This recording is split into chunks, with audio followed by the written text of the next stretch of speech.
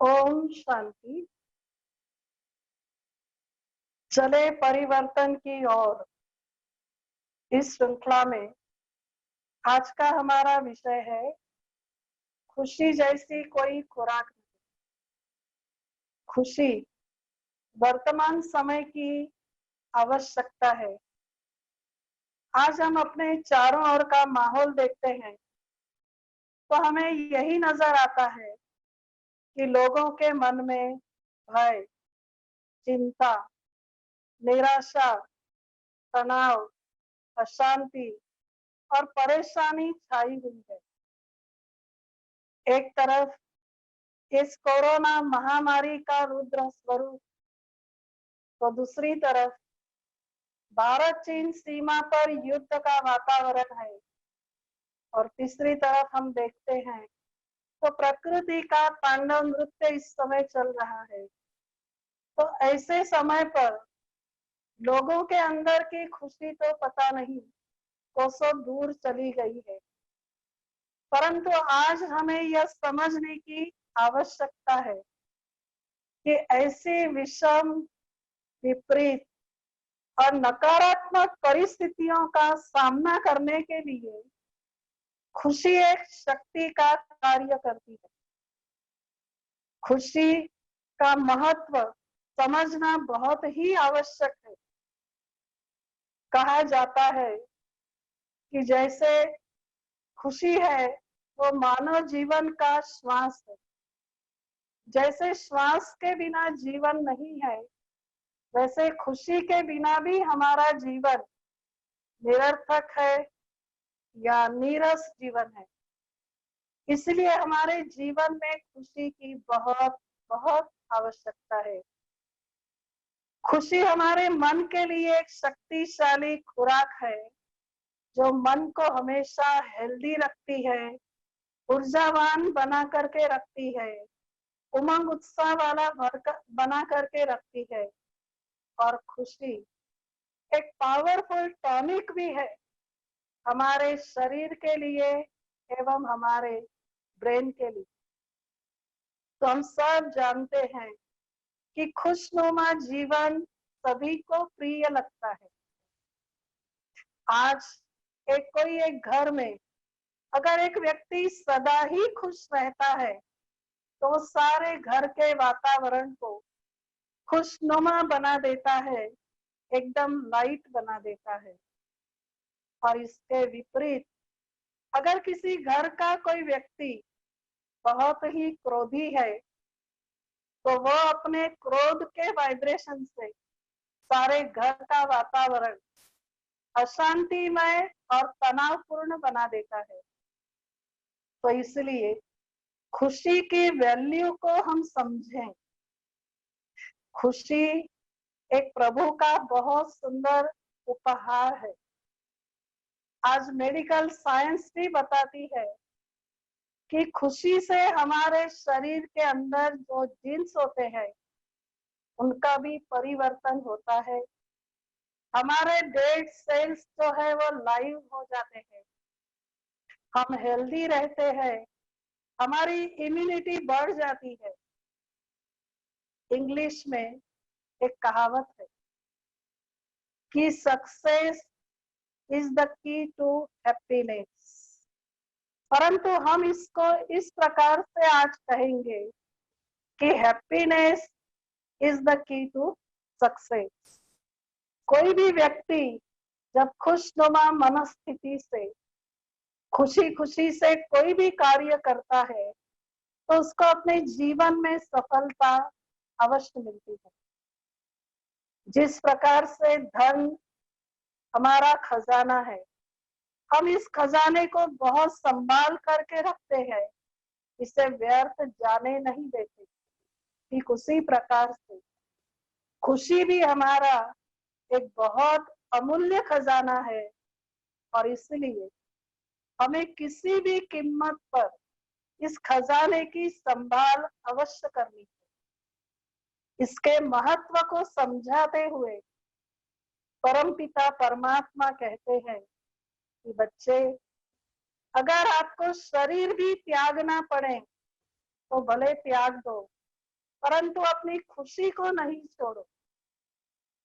खुशी खुशी में अगर शरीर भी छूट गया तो हम आत्माओं की अच्छी गति हो जाएगी। तो कहने का मतलब कि खुशी मानव जीवन के लिए बहुत ही आवश्यक है। हम देखते हैं कि संसार में हर व्यक्ति जो भी कर्म करता है वो खुशी की प्राप्ति के लिए ही करता है।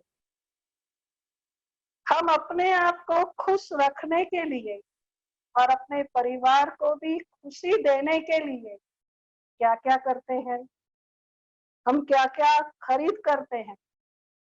हम एक बहुत अच्छा बंगलो, अच्छा फ्लैट खरीदते हैं, हम बहुत अच्छा फर्नीचर खरीद करते हैं, बहुत अच्छे मोबाइल्स खरीदते हैं, हम जूते, ड्रेसेस, बहुत कुछ खरीद करते हैं, अच्छी सी गाड़ी भी हम खरीद लेते हैं, क्योंकि हम खुशी को इन साधनों में ढूंढते हैं और हमें यही लगता है कि अगर ये सब साधन हमारे पास होंगे तो हम खुश रहेंगे।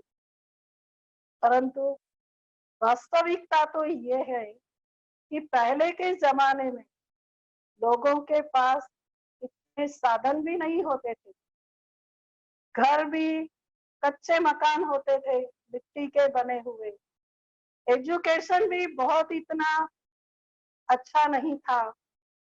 आज टेक्नोलॉजी के, ये साइंस के ये साधन भी उस समय नहीं थे।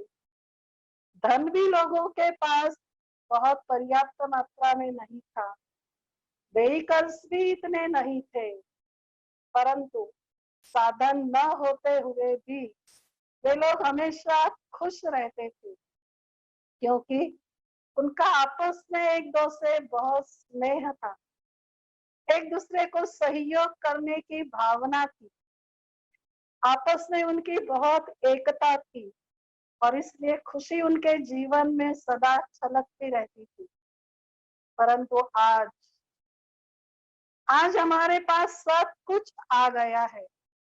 हमारे पास अच्छा फ्लैट भी हमने खरीद लिया, बंगलो भी खरीद कर लिया, ड्रेसेस भी आ गए, मोबाइल्स भी आ गए और अच्छी अच्छी गाड़ी भी हमारे पास आ गई, अच्छा फर्नीचर भी हमारे पास आ गया, सब कुछ आ गया। परंतु फिर भी जीवन में कहीं तो हमें खालीपन महसूस होता है। ये सब कुछ हमारे पास आ गया परंतु हमारी खुशी चली गई, क्योंकि आज दिन प्रतिदिन मनुष्य के अंदर स्वार्थ भावना बढ़ गई है, मनोविकार भी दिनों दिन बढ़ने लगे हैं, पाप कर्म भी बढ़ने लगे हैं, संबंधों का भी कोई मोल नहीं रहा है और इसलिए हमारी खुशी गुम हो गई। अगर हम देखें कि अमेरिका जैसा देश जहां साधनों की कोई कमी नहीं है, धन की भी कोई कमी नहीं है, परंतु ऐसे समृद्ध संपन्न देश के अंदर भी सुसाइड करने वाले लोग, डिप्रेशन में जाने वाले लोग बहुत हमें मिलेंगे। तो ये बात क्या सिद्ध करती है कि खुशी साधनों के अंदर नहीं है। साधन जब टेम्पररी है, विनाशी है, तो विनाशी साधन हमें जो भी खुशी देंगे वो भी विनाशी ही देंगे। अच्छे अच्छे जो भी साधन हम देखते हैं, अगर हम अच्छा सोफा खरीद करते हैं या अच्छी गाड़ी को खरीद करते हैं, तो ये चीजें जो है, भौतिक साधन जो है, ये जड़ चीजें जो है, वो हमारे शरीर को आराम दे सकती है परंतु मन का सुकून नहीं दे सकती। मैंने बहुत अच्छी क्वालिटी का अगर सोफा खरीद कर लिया तो जरूरी नहीं है कि इससे मेरी खुशी बहुत बढ़ गई। अगर उस सोफे पर बैठे हुए भी अगर मेरा मन डिस्टर्ब है, अशांत है, तो वो सोफा मुझे खुशी नहीं दे सकता। तो हम इस बात को समझ लें कि आराम को तो हम धन से भी खरीद सकते हैं, आराम के साधनों को, परंतु खुशी को हम कभी भी खरीद नहीं कर सकते हैं। तो अब हमें ये समझना आवश्यक है कि खुशी किसको चाहिए। खुशी आत्मा को चाहिए। आत्मा अविनाशी है और ये सारे साधन जो भी है वो विनाशी है। इसलिए इस बात को हम पक्का कर लें कि अविनाशी आत्मा कभी भी विनाशी साधनों से तृप्त नहीं हो सकती है। तो फिर खुशी कहाँ पर है? खुशी को कहाँ ढूंढना है? वास्तव में खुशी तो हमारे सोचने के तरीके में है। खुशी हमारे नजरिए में है। खुशी हमारे कर्मों में है, हमारे संस्कारों में है। खुशी हमारी ही क्रिएशन है और हमें उसको हर परिस्थिति में, हर कर्म में लेकर के आना है। तो आज हम देखते हैं कि कई लोग ऐसा मानते हैं या ऐसा समझते हैं कि जो भी परिस्थितियां हमारे आसपास है, अगर ये परिस्थितियां और बातें ये अगर परफेक्ट हो, हमारे अनुसार हो, तो हम खुश रह सकते हैं। परंतु क्या ये बात कभी भी संभव हो सकती है? नहीं। क्योंकि परिस्थिति अर्थात किसी दूसरे के मन की स्थिति जो बाहर में है और स्वस्थिति अर्थात मेरी अपने मन की स्थिति जो अंदर में है।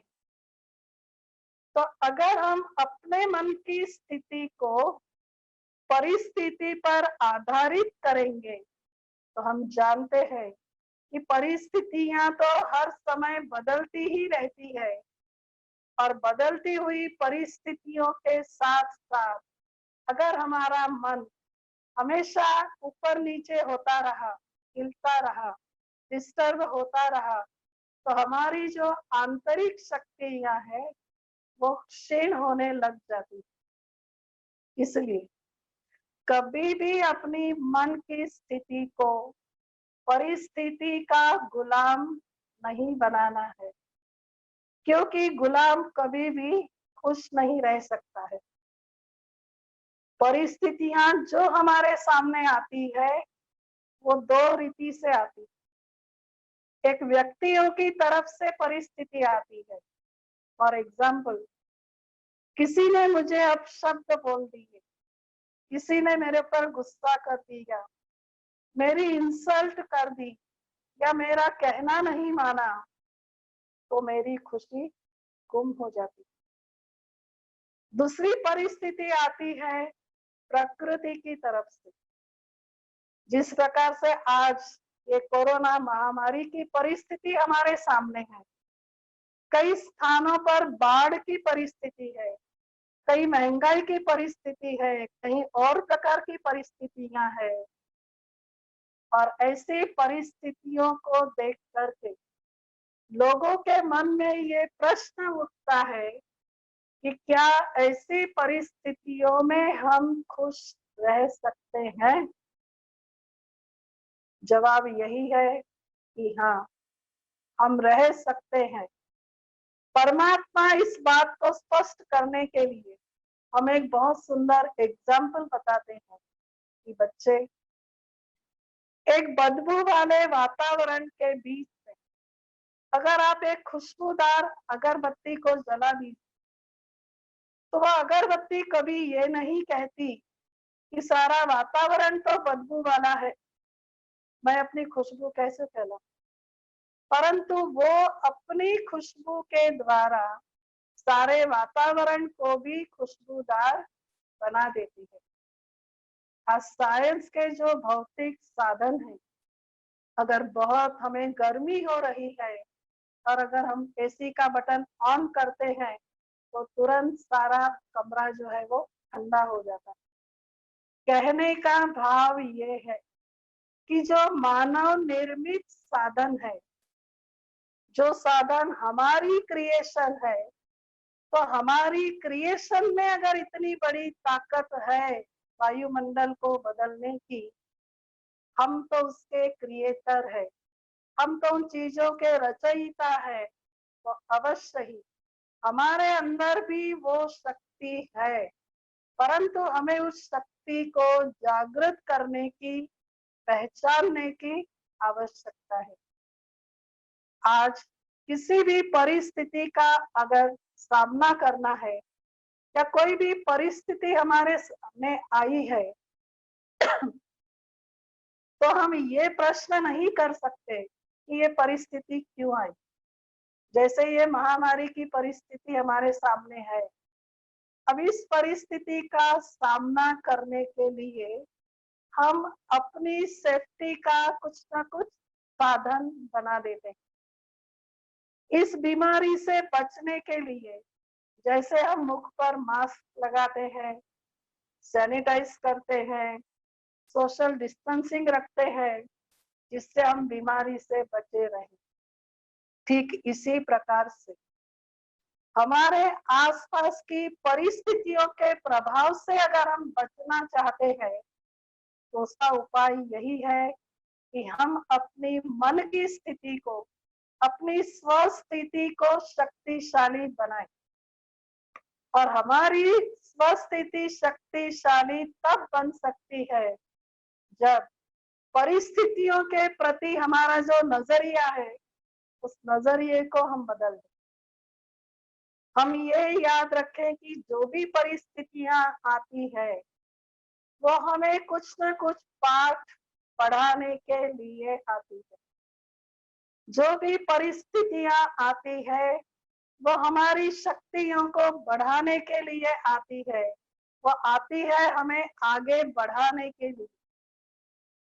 परमात्मा हमें कहते हैं कि बच्चे, अगर रास्ता तय करना है, तो रास्ते में नजारे तो अवश्य ही आएंगे। कोई नजारा अच्छा भी होगा, कोई बुरा भी होगा, परंतु हम उन नजारों को देख करके ये प्रश्न नहीं कर सकते कि ये नजारा ऐसा क्यों है या ये क्या है, क्योंकि भगवान का ये महावाक्य है कि जो हर बात में प्रश्न करता है, जो प्रश्न चित्त रहता है, वो कभी प्रसन्न नहीं रह सकता है। तो इसलिए ये याद रखें कि वास्तव में बातें और परिस्थितियां ये कोई बड़ी नहीं होती है, परंतु कभी कभी उन बातों को और इन परिस्थितियों के बारे में सोच सोच करके, उनका वर्णन कर करके, उन बातों को अंदर में पकड़ पकड़ करके हम उनको बहुत बड़ा रूप दे देते हैं, और फिर हम उन परिस्थितियों से घबराने लगते हैं। और जब उनको हम बड़ा बना देते हैं, तब हमारी आंतरिक शक्तियां जो है वो क्षीण होने लगती है। तो हमेशा इस बात को याद रखें कि बातें और परिस्थितियां आएंगी और चली जाएंगी, क्योंकि यहाँ कोई भी चीज हमेशा के लिए स्थिर नहीं रहती है। ये विश्व रूपी ड्रामा जो है, ये निरंतर गतिशील है। इसलिए बातों के जाने के साथ साथ हम अपनी खुशी को ना जाने दें, हम अपनी खुशी को हमेशा कायम रखें। कहने का भावार्थ यही है कि खुशी, अपने जीवन को खुश रखना, ये हम अपने जीवन का लक्ष्य बना दें। क्यों? कि खुशी और प्रसन्नता ये हमारे जीवन की पर्सनालिटी है, ये हमारे जीवन की सुंदरता है। कैसे? एक बहुत सुंदर व्यक्ति, अगर उसका चेहरा हमेशा गुस्से वाला हो, हमेशा मूड ऑफ वाला हो, या हमेशा तनाव वाला हो, तो उसकी सुंदरता नष्ट हो जाती है। ऐसा व्यक्ति किसी को प्रिय नहीं लगता है। परंतु एक कम सुंदर व्यक्ति भी सदा प्रसन्न रहता है, तो वो एक चुंबक की तरह सबको अपनी तरफ आकर्षित कर देता है। सब उस व्यक्ति के समीप जाना चाहते हैं। तो इसलिए अगर हमें सदा खुश रहना है तो हम इन बातों को अच्छी रीति से समझें और इनको हम जीवन में उतारें। दूसरी बात, अगर हमें जीवन में सदा खुश रहना है तो एक बहुत सुंदर और गहरी बात है कि हम दूसरों को देखना बंद कर दें। क्यों? कि जब भी हम दूसरों को देखते हैं तो ज्यादातर हम क्या देखते हैं? हमें उनके अवगुण नजर आते हैं। हम सोचते हैं फलाना व्यक्ति ऐसा क्यों, ये क्यों गुस्सा करता है, ये बहुत स्वार्थी है, ये ऐसा है, वो वैसा है। ये अवगुणों का वर्णन हम करने लग जाते हैं और इससे हमारी खुशी को हम गंवा देते हैं। हमारी एक्स एडमिनिस्ट्रेटिव हेड दादी जानकी जी हमेशा ये हमको समझाते थे कि जीवन में अगर आगे बढ़ना है, जीवन में अगर सदा खुश रहना है तो कभी भी किसी की बुराइयों को या अवगुणों को अपने चित्त पर नहीं रखना। अवगुण दूसरे का और नुकसान हमारा, ये कौन सी समझदारी है? हम जब मंदिर में जाते हैं तो भगवान को हम ये कहते हैं कि हे प्रभु, मेरे अवगुण चित्त पर नहीं रख। और हम खुद क्या कर रहे हैं? हम दूसरों के अवगुण चित्त पर लेकर के क्यों बैठे? याद रहे कि जो चीज हम अपने चित्त पर रखेंगे वो चीज हमारे अंदर भी प्रवेश कर जाएगी, वो चीज हमारे चित्त का हिस्सा बन जाएगी। दूसरों का अवगुण देखना ये पर चिंतन है जो कि पतन की जड़ है। जब हम दूसरे का अवगुण देखते हैं तो नेचुरल है कि हमारा मन उससे मैला हो जाता है, फिर हमारे अंदर एक नकारात्मक चिंतन चलना शुरू हो जाता है और हमारी खुशी भी गुम हो जाती है। इसलिए अगर खुश रहना है तो अवगुणों को देखने के बजाय क्यों नहीं हम सबकी विशेषताओं को देखें, विशेषता को देखें और विशेषताओं का ही वर्णन करें। उनकी विशेषताओं के लिए हम उनको अप्रिशिएट करें और ऐसा करने से हम उनको भी बदलने की ताकत दे सकते हैं। आप जानते हैं कि हंस और बगला होते तो दोनों भी सफेद है, परंतु दोनों के कार्य में कितना अंतर। हंस हमेशा मोती चुगता है जबकि बगुला हमेशा गंध खाता है।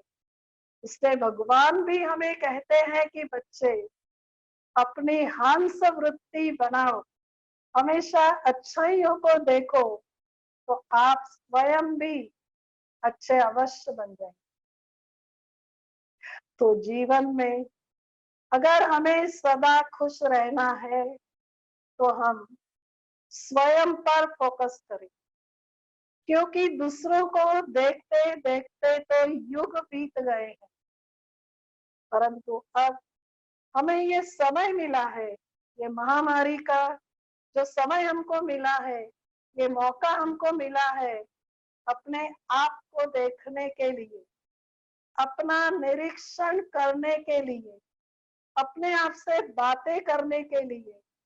तो इस समय में हम थोड़ा सा अपने अंदर में जाकर के झांके और अपनी छिपी हुई शक्तियों को जागृत करने का कार्य, हम अपनी क्वालिटीज का विकास करें, हम अपने अंदर नई नई योग्यताओं को भरने का प्रयत्न करें और हमारे मन के अंदर, मन के कोने में कहीं भी कोई किचड़ा है, मैलापन है या कोई भी कमी कमजोरी अवगुण है हम इनको निकालने की मेहनत करें, अर्थात हम अपना स्वयं का परिवर्तन करें। तो हमें अपने ऊपर फोकस करने की बहुत आवश्यकता है। एक अच्छा स्टूडेंट जो होता है वो हमेशा अपनी स्टडी पर फोकस करता है। वो कभी दूसरे स्टूडेंट को नहीं देखता कि फलाना क्या करता है, ये क्यों अपना टाइम वेस्ट करता है, ये क्यों स्टडी नहीं करता है। ठीक इसी प्रकार से जो हमारा सब्जेक्ट नहीं है उसके बारे में हमें सोचना भी नहीं। एक साइंस का स्टूडेंट ये नहीं सोचता कि मैं कॉमर्स के क्लास में जाकर के बैठूं या मैं आर्ट्स के क्लास में जाकर के बैठूं। नहीं, वो अपनी क्लास में अपनी स्टडी को देखता है। एक इसी प्रकार से जीवन में अगर खुश रहना है तो इस बात को अपना मंत्र बना लो कि पर दर्शन और पर चिंतन ये हमारी सब्जेक्ट नहीं है, ये तो लीकेज है जिससे हमारी शक्तियां सारी बह जाती है। इसलिए हमेशा हम स्वदर्शन करें, स्वचिंतन करें, क्योंकि स्वचिंतन उन्नति की सीढ़ी है। स्वचिंतन करने से ही हम स्व का परिवर्तन निश्चित रूप से कर सकते हैं। और अगर हम स्व का परिवर्तन करेंगे तो हम विश्व का परिवर्तन भी अवश्य कर सकते हैं। चौथी बात, अगर हमें जीवन में सदा खुश रहना है तो हम अपनी खुशी का आधार लोगों के बिहेवियर को न बनाएं। हम कई बार ये सोचते हैं कि लोगों का व्यवहार परफेक्ट भी हो और हमारी मर्जी अनुसार हो तो हम खुश रहें। घर में हमारे बच्चे भी हमारे कहने पर चलेंगे, हमारे अनुसार चलेंगे तो हम खुश, और अगर नहीं चले तो गुस्सा आना तो स्वाभाविक है। क्या ये बात संभव है कि सब हमारे अनुसार ही चले? और अगर हमारे अनुसार नहीं चलते हैं तो हम कह देते हैं कि फलाना गलत। किसी भी व्यक्ति को गलत कहना माना उसको डिसरिस्पेक्ट की वाइब्रेशन दे। अगर हम दूसरे को डिसरिस्पेक्ट का वाइब्रेशन देते हैं तो उनकी तरफ से हमारे पास क्या है? हमारे पास भी वही डिसरिस्पेक्ट का ही वाइब्रेशन है। इसलिए ये याद रखें कि जो बात मेरे लिए सही है वो दूसरे के लिए भी मेरे लिए गलत है, वो दूसरे के लिए सही भी हो सकती है। और बात ये भी हम ध्यान पर रखें कि आज हमारी फैमिली है, हमारा परिवार है, तो हमारे एक ही परिवार के सब लोग एक जैसे क्यों नहीं? क्यों सब अलग अलग है? मान लीजिए अगर ये सारे ही लोग अगर एक जैसे होते, इन सब लोगों का उठना, बैठना, सोचना, सब कुछ करना अगर एक जैसा होता तो शायद हम बोर ही हो जाते, क्योंकि मनुष्य को हमेशा वैरायटी पसंद है। तो यहाँ पर हर परिवार के अंदर सब वैरायटी आत्माएं हैं। और ये वैरायटी क्यों है?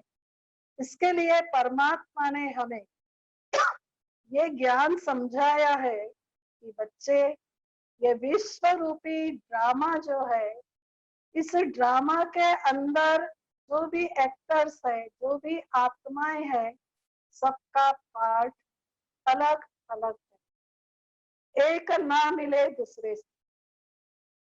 सबके फीचर्स भी अलग अलग है, जब पाठ अलग अलग है, सबके विचार अलग अलग है, सबके संस्कार अलग अलग है, सबके कार्य करने का तरीका भी अलग अलग है, अलग अलग है, और वो अलग अलग ही रहेगा। ये बात हम पक्की याद करते हैं। और ये अलग अलग क्यों है, ये समझने के लिए हम और एक बात आपको स्पष्ट करते हैं कि जो भी मनुष्य आत्माएं हैं, हर एक आत्मा के अंदर 4 प्रकार के संस्कार होते हैं, 5 प्रकार के संस्कार होते हैं। एक संस्कार है वो उसके पूर्व जन्म के संस्कार होते हैं।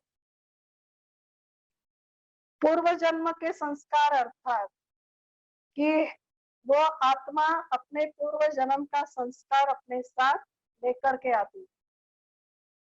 आज हमारे परिवार में जो भी लोग हैं, ये आज हमारे परिवार में है, लेकिन कल ये कहीं और स्थानों पर थे और घरों में थे, और वहां से शरीर छोड़ करके वो आत्मा आज हमारे घर में आई। तो जो भी आत्मा शरीर छोड़ करके जाती है, तो वो अपने संस्कारों को अपने साथ में लेकर जाती है। तो अलग अलग घरों से आए हुए आत्माओं के संस्कार, भले आज वो एक घर में है, लेकिन वो संस्कार तो उनके भिन्न भिन्न रहेंगे ही। तो एक होते हैं पूर्व जन्म के संस्कार, दूसरे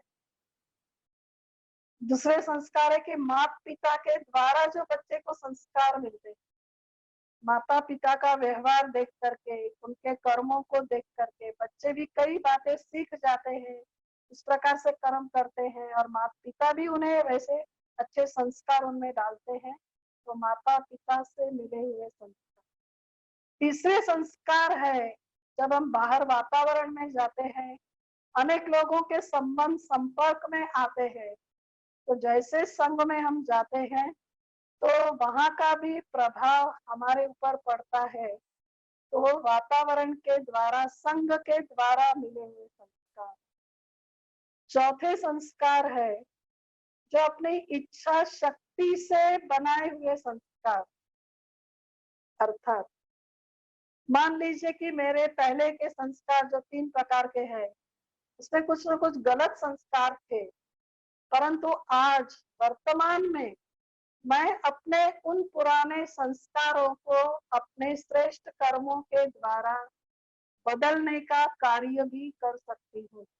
मानो मेरे अंदर झूठ बोलने का संस्कार है, तो उसको परिवर्तन करके मैं आज सच बोलने का संस्कार भी बना सकती हूँ। तो ये इच्छा शक्ति से बनाए गए संस्कार। और 5वें संस्कार है जो आत्मा के ओरिजिनल संस्कार है, जो कि बहुत शुद्ध और बहुत प्योर है, और ये ओरिजिनल संस्कार सभी आत्माओं के एक जैसे ही है, उसमें कोई फर्क नहीं है।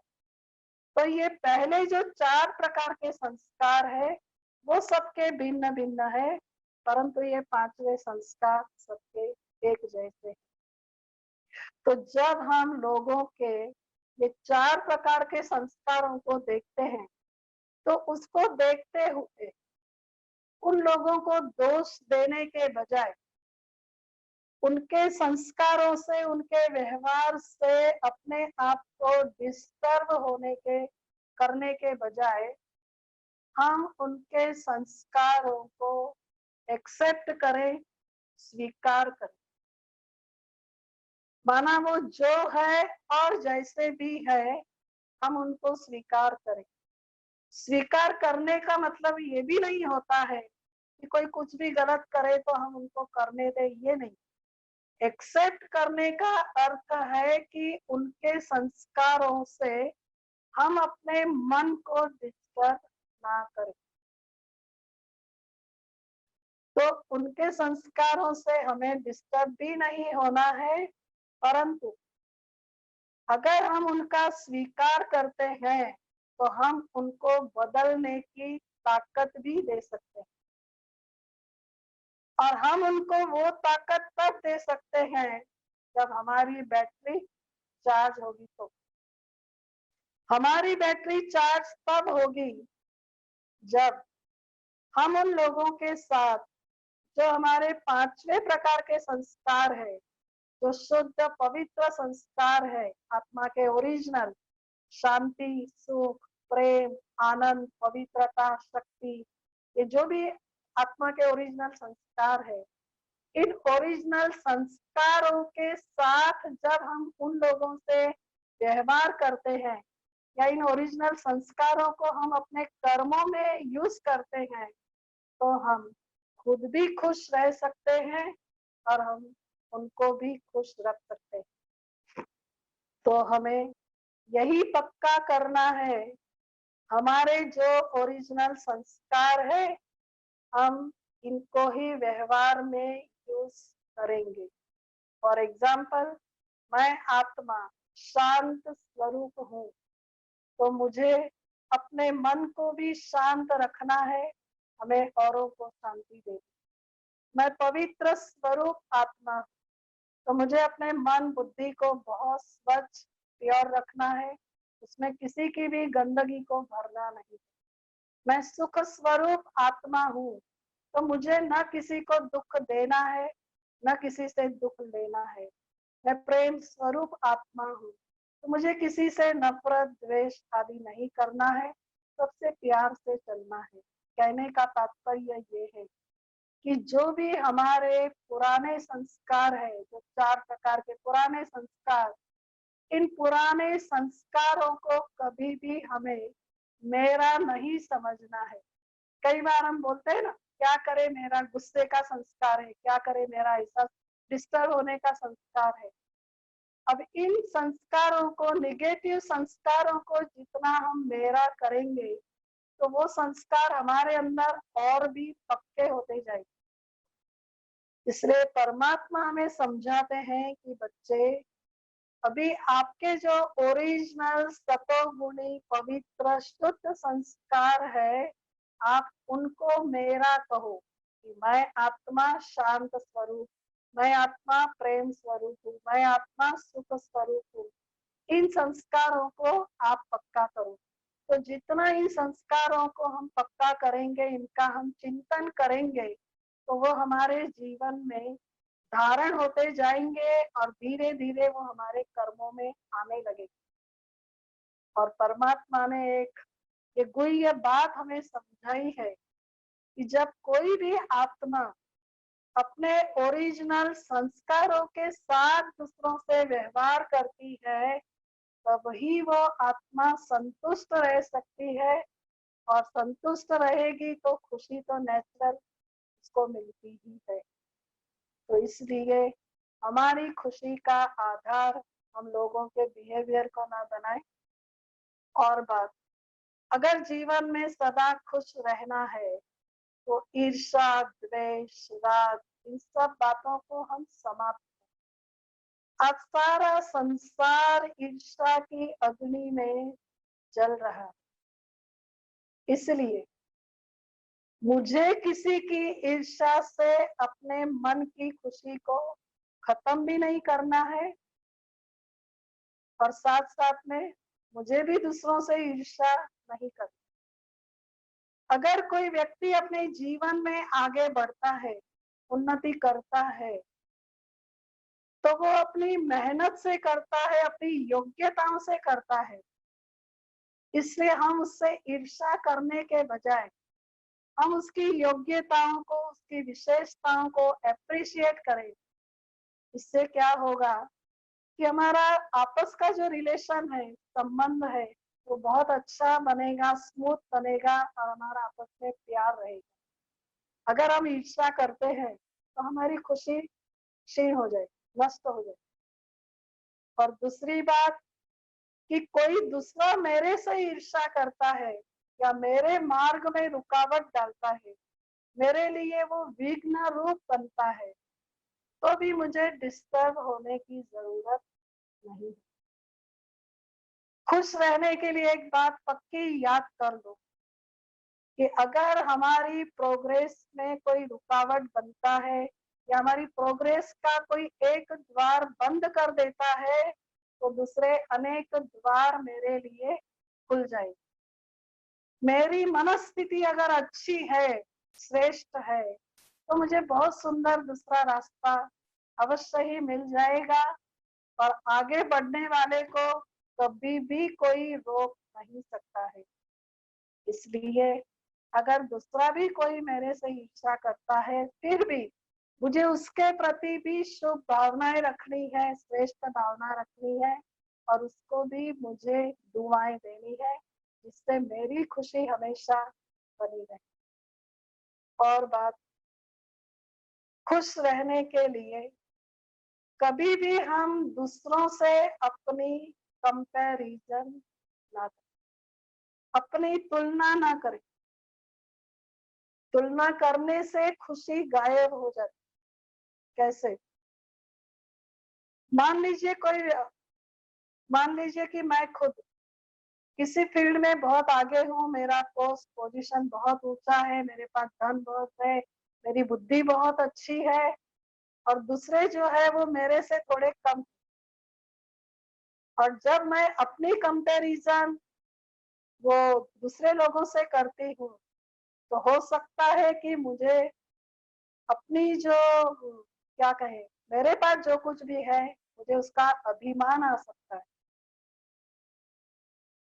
और इसके विपरीत अगर दूसरा कोई मेरे से ऊंचा है और मैं उससे नीचे हूँ और उस समय मैं उसके साथ अपनी कंपैरिजन करती हूँ, तो मेरे जीवन में निराशा आ जाए।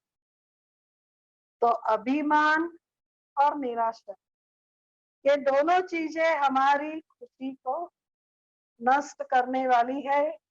इसलिए हम किसी से भी अपनी तुलना कभी भी ना करें अगर हम खुश रहना चाहते हैं।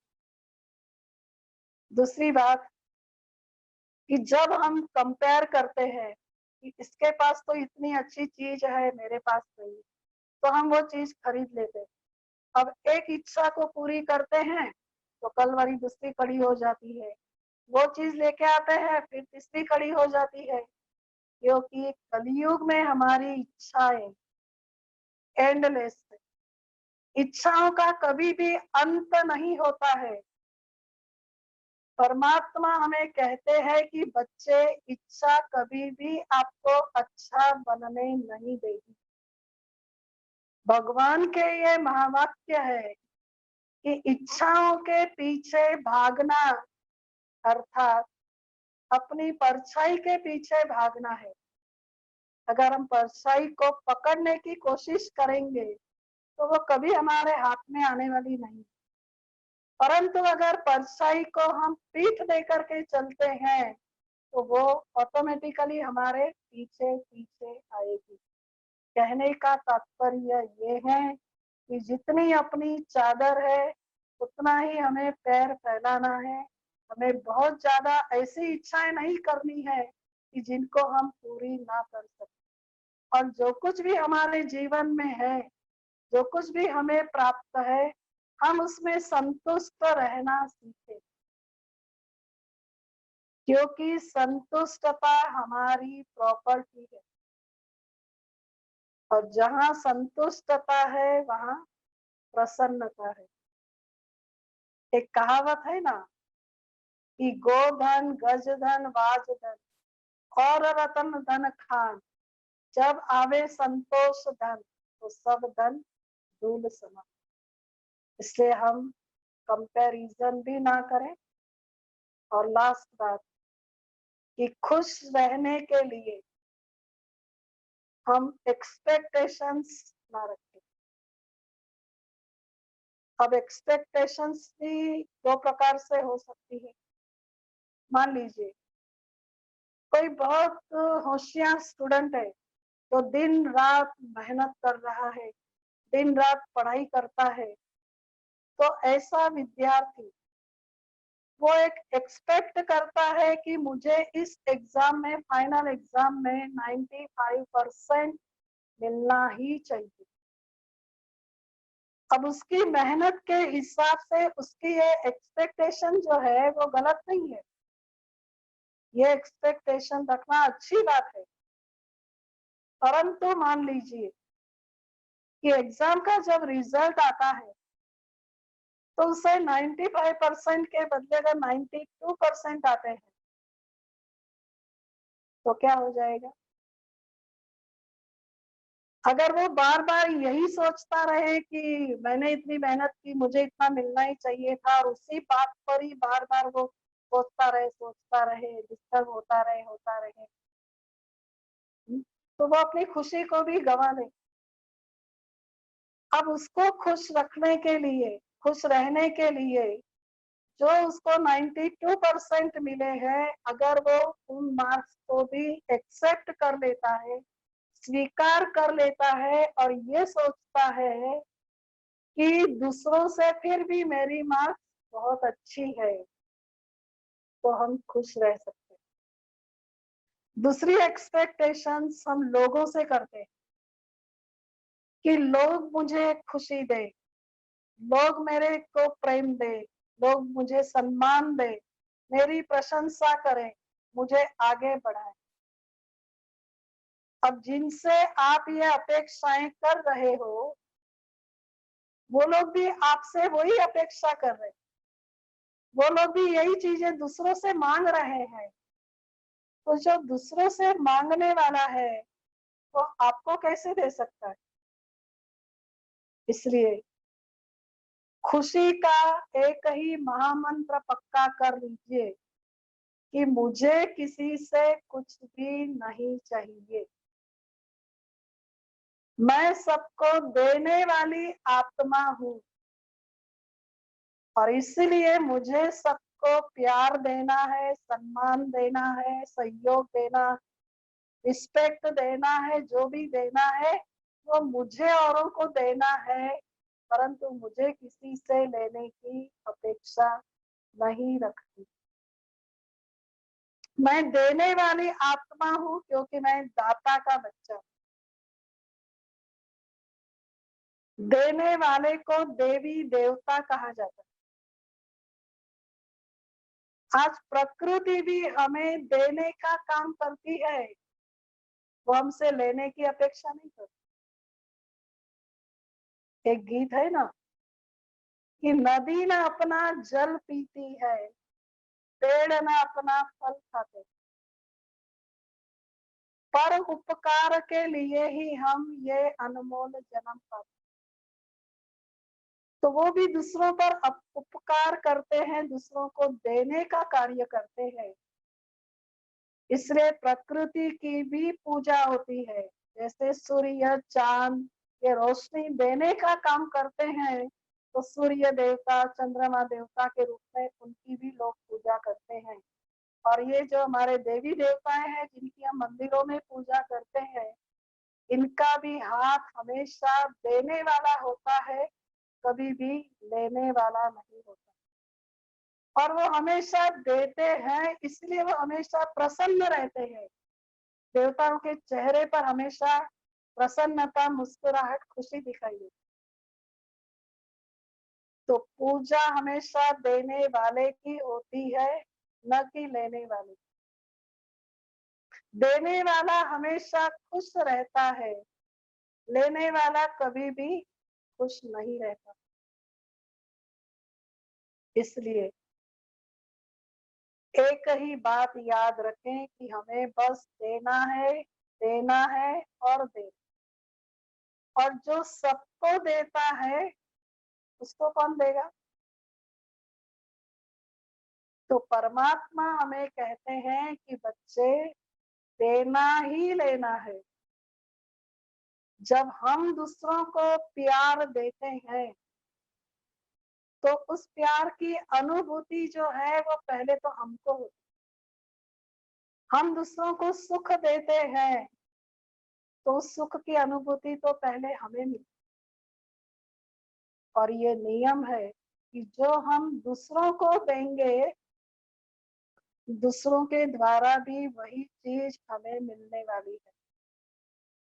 इसलिए खुशनुमा जीवन बनाने के लिए हम देने के संस्कारों को धारण, इस कलयुगी दुनिया में रह कर के हमें सतयुगी संस्कार बनाने हैं। क्योंकि संस्कारों से ही संसार का निर्माण होता है। कलयुग को कलयुग किसने बनाया? हमने ही बनाया। तो अब सतयुग कौन लाएगा? वो भी हमें ही लाना है। और ये खुशखबरी मैं आपको सुनाना चाहूंगी कि वर्तमान समय जो समय चल रहा है, ये सृष्टि परिवर्तन का समय चल रहा है। हम कहते हैं ना कि घने अंधकार के बाद नया सवेरा तो आने ही वाला है। तो इस कलयुगी रात्रि के बाद नया सतयुग तो आने ही वाला है, परंतु उसको लाने के लिए हमें जिम्मेवारी उठानी है। हमें अपने संस्कारों को वैसा बनाने का। तो इसलिए हम सभी को सब कुछ दें, हमारे जीवन को ऊंचा बनाने के लिए हम हमेशा औरों को देना सीखें और सदा खुश रहने के लिए हम एक बात याद रखें। जो बातें हमने सुनाई वो सार रूप में हम ये याद रखें कि हम दूसरों के बिहेवियर पर डिपेंड ना रहें। हम दूसरों के साथ अपनी तुलना ना करें। हम ईर्ष्या द्वेष को समाप्त करें। हम पुरानी बातों को पकड़ करके ना रखें, हम उनको मन से डिलीट करें। हम पास्ट का चिंतन भी ना करें और भविष्य की चिंता भी ना करें, परंतु हम वर्तमान में जीना सीखें। हम हमेशा दूसरों को सुख दें और दूसरों से सुख लें। हम हमेशा दूसरों को सहयोग दें। हम हमेशा दूसरों की गलतियों के लिए उनको क्षमा कर दें। हम हमेशा दूसरों को दुआएं दें और दुआएं लें। तभी हम जीवन में सदा खुश रह सकते हैं। परंतु ये सब बातें करने के लिए हमारे अंदर भी वो ताकत होनी चाहिए, और वो ताकत हमें मिलती है राजयोग से। राजयोग के बारे में इस श्रृंखला के अंदर हमारे कई वक्ताओं ने, कई बहनों ने बहुत अच्छा स्पष्टीकरण भी हमें दिया हुआ है। राजयोग जो हमें हेल्थ भी देता है, वेल्थ भी देता है और हैप्पीनेस भी देता है। एक होती है शरीर की हेल्थ और एक होती है आत्मा की हेल्थ। जब शरीर को कई बीमारियां हो जाती है तो उन बीमारियों का इलाज करने वाले डॉक्टर्स दुनिया में बहुत सारे,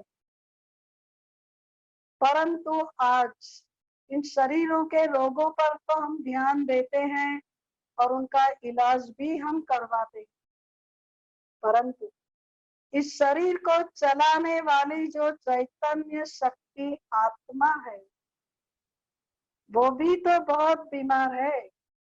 वो भी तो आज रोगी बन चुकी है। और आत्मा को कौन से रोग लगे हैं?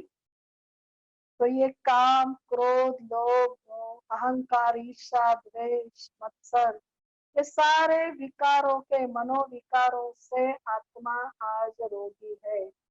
और इन मनोविकारों के कारण ही आज हम अपने जीवन में दुखी और अशांत बन गए। इन विकारों ने ही हमारी खुशी को छीन लिया है। इसलिए इन मनोविकारों से मुक्त होना बहुत जरूरी है। और इनसे मुक्त होना अर्थात ही आत्मा को हेल्दी अर्थात निरोगी बनाना। तो आत्मा को ऐसा हेल्दी कौन बना सकता है, ऐसा निरोगी कौन बना सकता है? जो स्वयं निरोगी होगा वही दूसरे को निरोगी बना सकता है। जो स्वयं इन मनोविकारों से मुक्त है वही हमें विकारों से छुड़ा सकता है। हम सब जानते हैं कि ऐसा इन आत्मा की बीमारियों का इलाज करने वाला जो सुप्रीम सर्जन है वो केवल एक परमात्मा ही है जो हमें इनसे मुक्त कर सकता है। और इसलिए परमात्मा ने हमें राजयोग की जो विधि बताई है, उस विधि में सबसे पहली बात उन्होंने हमको ये कही है कि बच्चे, सबसे पहला स्टेप है कि आप स्वयं को आत्मा निश्चय करें। मैं शरीर नहीं हूँ, मैं आत्मा। परंतु आज तक जो हम नहीं है वो हम खुद को समझ बैठे। हम स्वयं को आज तक शरीर ही मानते आए, और जो हमारा अपना मूल स्वरूप है आत्मा का, उस आत्मिक स्वरूप को हम भूल चुके। तो आत्मा जब अपने मूल स्वरूप को भूल जाती है और वो बॉडी कॉन्शियस में आ जाती है, तो ये बॉडी कॉन्शियस बीज है सभी मनोविकारों। अब इन मनोविकारों से अगर मुक्त होना है तो उसका इलाज एक ही है, सोल कॉन्शियस हो। इसलिए परमात्मा हमें सोल कॉन्शियस बनना सिखाते हैं। अपने वास्तविक स्वरूप की वो हमें पहचान देते हैं कि बच्चे, आप शरीर नहीं परंतु शरीर को चलाने वाली आप एक चैतन्य शक्ति, आप एक आत्मा। जब हम अपने को आत्मा कहते हैं तो आत्मा किसका बच्चा है? तो आत्मा परमात्मा की संतान है। तो स्पष्ट है कि जैसा बाप वैसा ही बच्चा। परमात्मा पिता जो सर्व गुणों का, शक्तियों का भंडार है, उसका बच्चा आत्मा जो है वो सर्व गुणों का स्वरूप।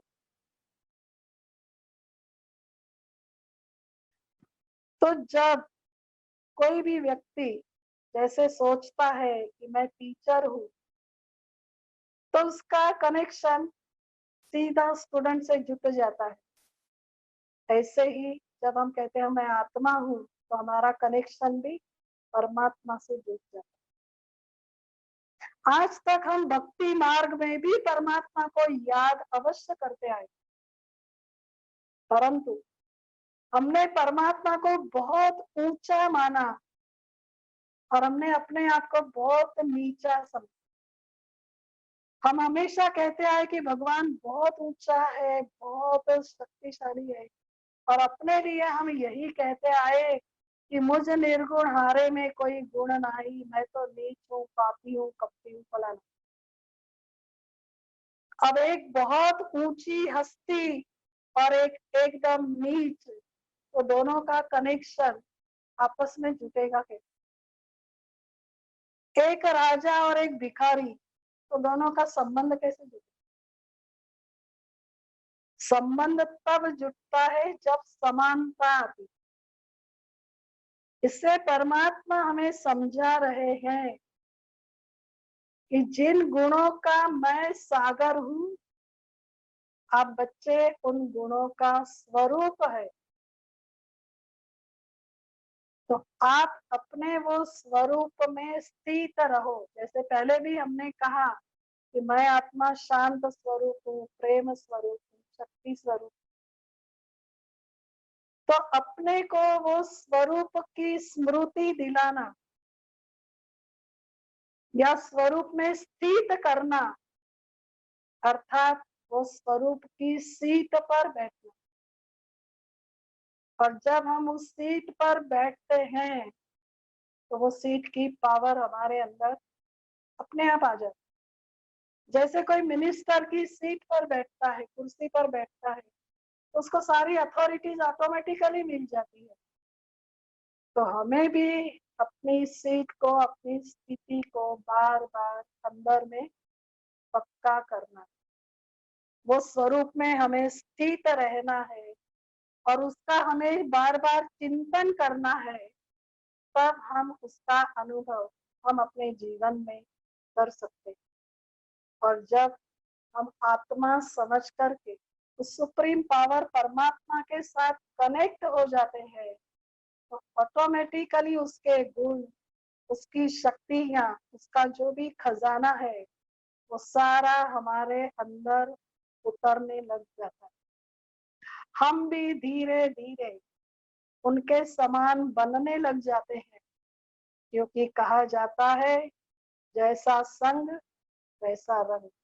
तो परमात्मा के संग में हमारी मन बुद्धि को अगर जोड़ देते हैं तो उनका रंग आत्मा पर लगता है, अर्थात आत्मा उनके समान ऐसी प्योर बन जाती है और इन गुणों को भी अपने जीवन में धारण कर लेती। तो कहने का भाव ये है कि राज योग से अपने मनोविकारों के ऊपर जीत प्राप्त हम करते हैं, अर्थात हम हेल्दी बन जाते हैं।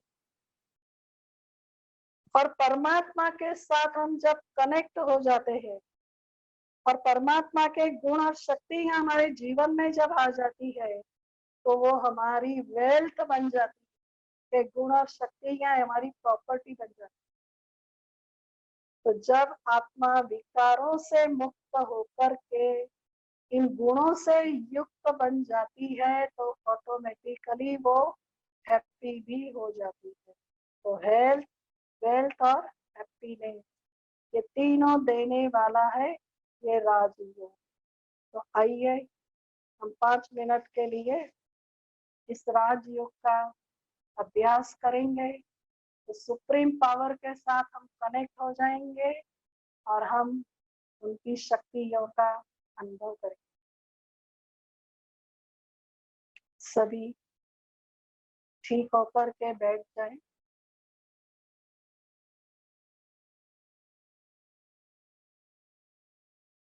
अपने मन बुद्धि को सब तरफ से समेट लीजिए।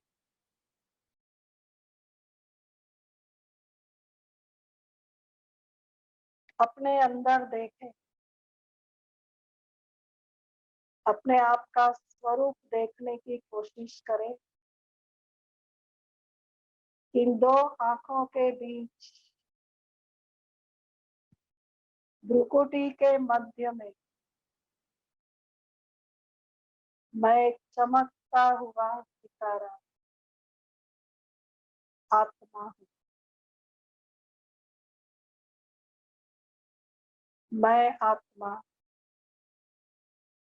एक प्रकाश का पुंज हूँ। मैं अजर, अमर, अविनाशी आत्मा हूँ।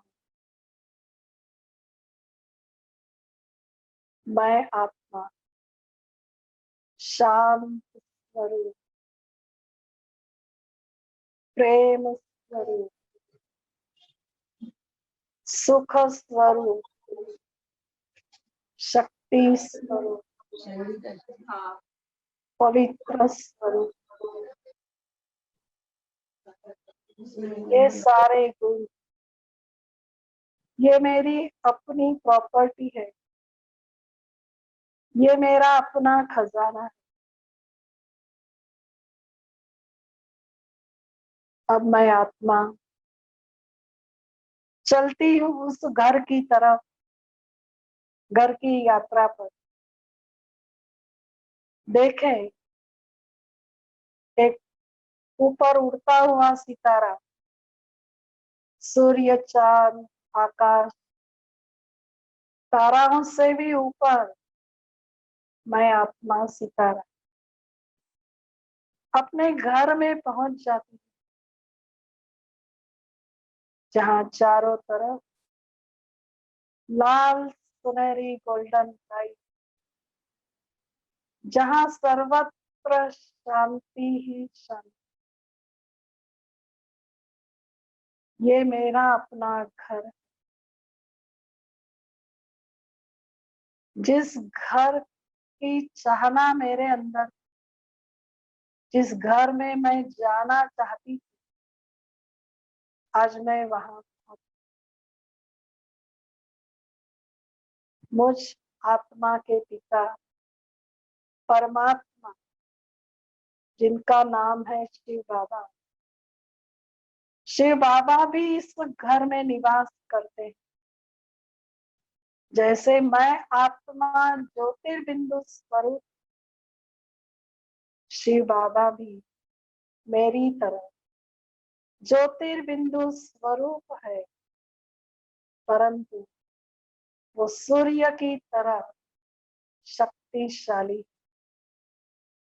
सारे ब्रह्मांड में परम धाम उनकी किरणें चारों तरफ फैली हुई। मैं आत्मा बिंदु शिव बाबा के समीप पहुंच जाता हूँ। मुझे बहुत आनंद का अनुभव हो रहा है। शिव बाबा से भिन्न भिन्न गुणों की और शक्तियों की किरणें एक फाउंटेन की तरह मेरे ऊपर बरस रही है।